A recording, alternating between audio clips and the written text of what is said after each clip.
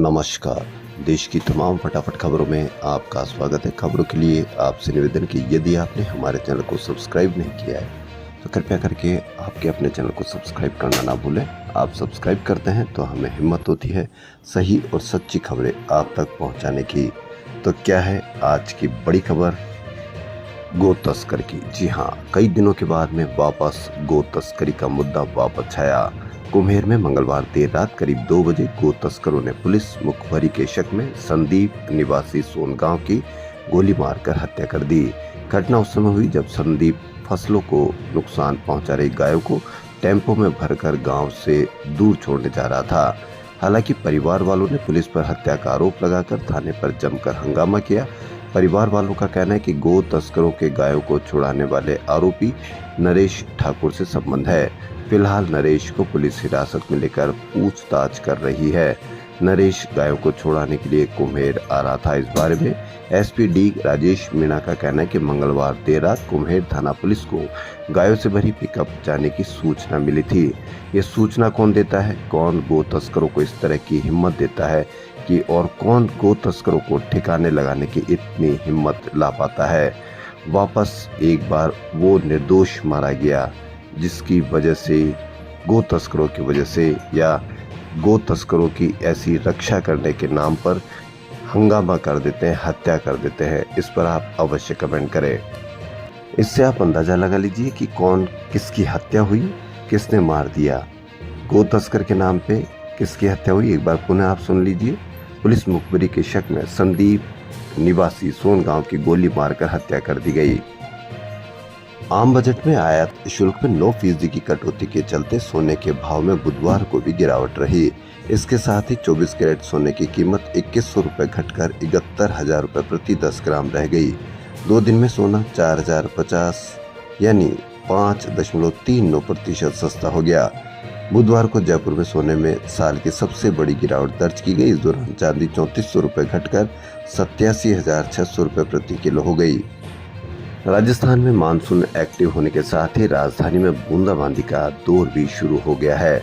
बीते 24 घंटे में राजधानी में बूंदाबांदी हुई। सांगानेर इलाके में 2.1 मिलीमीटर बारिश रिकॉर्ड की गई। हालांकि मौसम विभाग ने 4-5 दिन मानसून एक्टिव रहने के साथ जयपुर संभाग में भी अच्छी बारिश का अनुमान जताया है। राजधानी में मंगलवार देर रात बारिश का दौर शुरू हुआ था। बुधवार दिन भर अलग अलग इलाकों में हल्की बूंदाबांदी चलती रही। 3 महीने पहले शिक्षा मंत्री मदन दिलावर ने प्रदेश में निजी और सरकारी स्कूलों में एक समान यूनिफॉर्म लागू करने को लेकर बयान दिया था, जिसमें कहा था कि शिक्षा विभाग इस पर गंभीरता से काम कर रहा है। लेकिन निजी स्कूलों के विरोध को देखते हुए शिक्षा विभाग बैकफुट पर आ गया।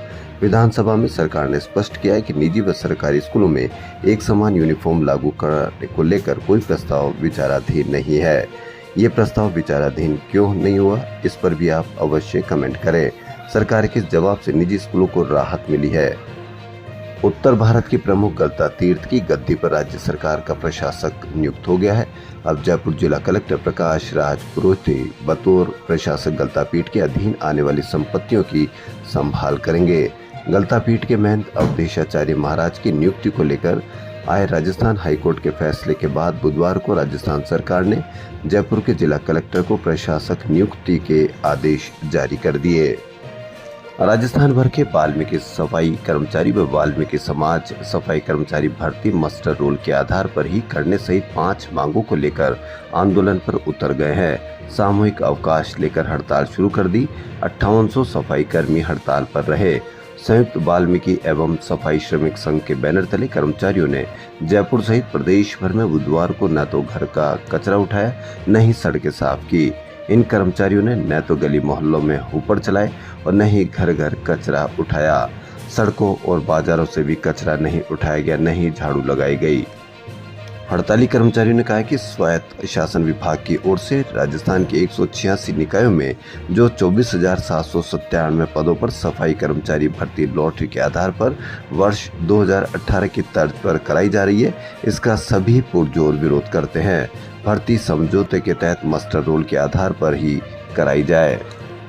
उप मुख्यमंत्री व परिवहन एवं सड़क सुरक्षा मंत्री डॉक्टर प्रेमचंद बैरवा ने बुधवार को रोडवेज मुख्यालय में 5 नई BS6 बसों को हरी झंडी दिखाकर रवाना किया। बजट घोषणा में 1650 कार्मिकों की भर्ती एवं 1300 नई बसें शामिल करने की घोषणा की गई है। कार्यक्रम में बैरवा ने कहा कि बेड़े में शामिल बसें नवीनतम प्रदूषण नियंत्रक मानक युक्त BS6 श्रेणी की है, जिसकी बस बॉडी का निर्माण कार्य नवीनतम बस बॉडी कोड AIS 052 अनुसार करवाया गया है। अपनी जिंदगी का किस्सा सुनाने जा रहा हूँ। मेरे पिता पुलिस में सिपाही थे। मुझे हमेशा से लिखने पढ़ने का शौक रहा। एक बार लेखन में सर्टिफिकेट मिला। हमारा घर छोटा, बारिश के मौसम से हमेशा छत से पानी टपकता था। एक रात जोर की बारिश हुई। सुबह उठकर देखा तो जिस बक्से में मेरे सभी जरूरी डॉक्यूमेंट्स थे वे पानी भरने की वजह से पूरी तरह से गल चुके। मुझे रोता हुआ देखकर पिताजी ने वजह पूछी। बताने पर बोले, वो सिर्फ कागज था, उस पर तुम्हारी लेखन प्रतिभा को प्रमाणित किया गया था।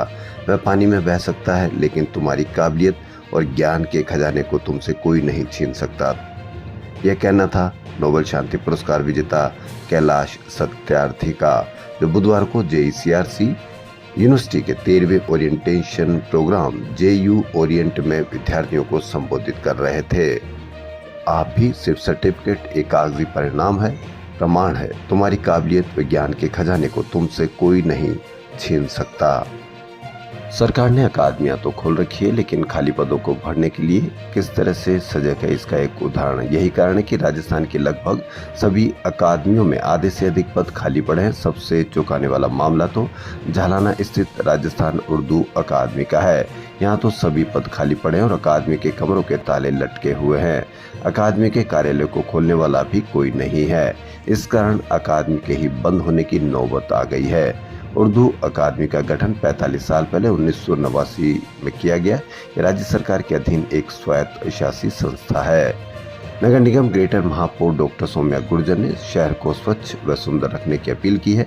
उन्होंने बताया कि शहर को स्वच्छ व सुंदर रखने की हम सबकी जिम्मेदारी है।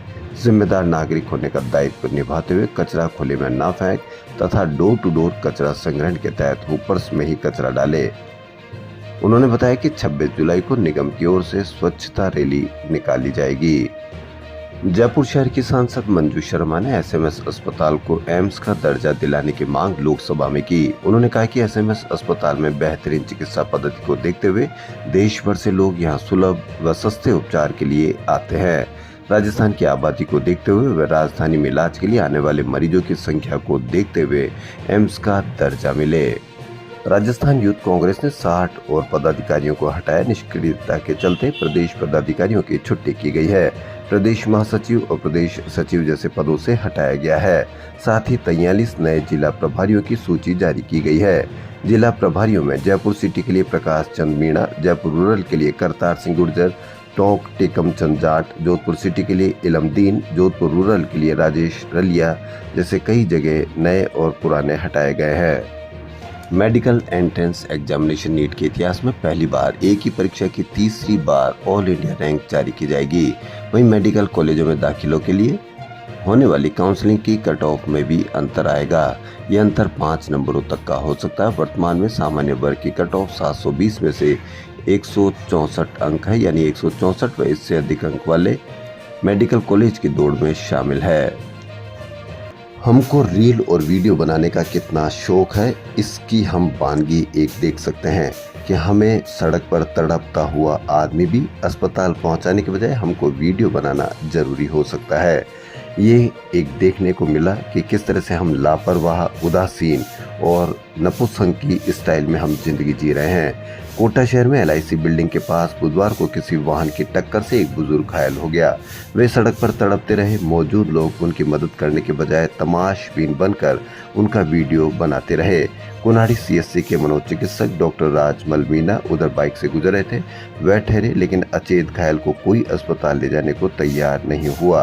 तभी गायनोलॉजिस्ट डॉक्टर रितिका माथुर भी आ गई। दोनों ने उसे मेडिकल कॉलेज अस्पताल पहुंचाया। इस तरह से आप सभी से निवेदन है कि यदि आप कोई एक्सीडेंट, कोई दुर्घटना या कोई मदद के लिए ऐसा व्यक्ति हो जिसकी मदद करना जरूरी है, उसको पहले मदद करें, उसके बाद वीडियो बनाएं। आराम से वीडियो बनाएं। आप वायरल होंगे तो भी आपका कुछ नहीं होगा, नहीं वायरल होंगे तो भी आपका कुछ नहीं होगा, लेकिन वो घायल बुजुर्ग जो सड़क पर पड़ा है उसकी जिंदगी बच सकती है। अब सबसे बड़ी खबर, गैंगस्टर आनंदपाल एनकाउंटर मामले में एसीजीएम सीबीआई कोर्ट ने बुधवार को सीबीआई की क्लोजर रिपोर्ट खारिज कर दी। इसके साथ ही एनकाउंटर में शामिल तत्कालीन चूरू एसपी सहित 7 पुलिस अफसरों पर हत्या की धारा 302 के तहत केस चलाने और जांच के आदेश दिए। मजिस्ट्रेट युवराज सिंह ने इस मामले में परिवादी आनंदपाल की पत्नी राज कंवर की ओर से पेश प्रोटेस्ट को स्वीकार करते हुए सीबीआई की क्लोजर रिपोर्ट को अस्वीकार कर दिया। परिवादी के अधिवक्ता भंवर सिंह राठौड़ ने मामले में क्लोजर रिपोर्ट के खिलाफ कई तथ्य पेश किए।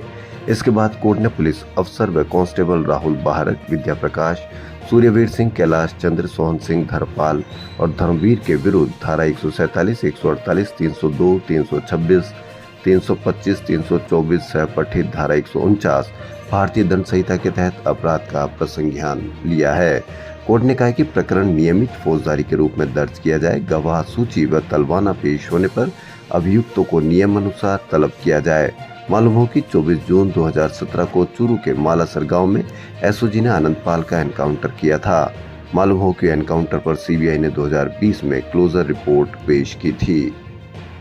परिवादी राज कंवर के वकील भंवर सिंह और त्रिभुवन सिंह राठौड़ ने बताया कि एसओजी ने मालासर में मकान को घेर लिया। आनंदपाल छत पर था, पुलिस जा नहीं सकती थी तो उसके भाई रूपेंद्र के जरिए सरेंडर का मैसेज भेजा। आनंदपाल ने सरेंडर कर दिया तो पुलिस वालों ने पीटा, जिससे उसके शरीर पर 22 चोटें आई। इसके बाद विद्या प्रकाश, सूर्यवीर व कैलाशन उसके सीने पर 11-12 गोलियां मारी।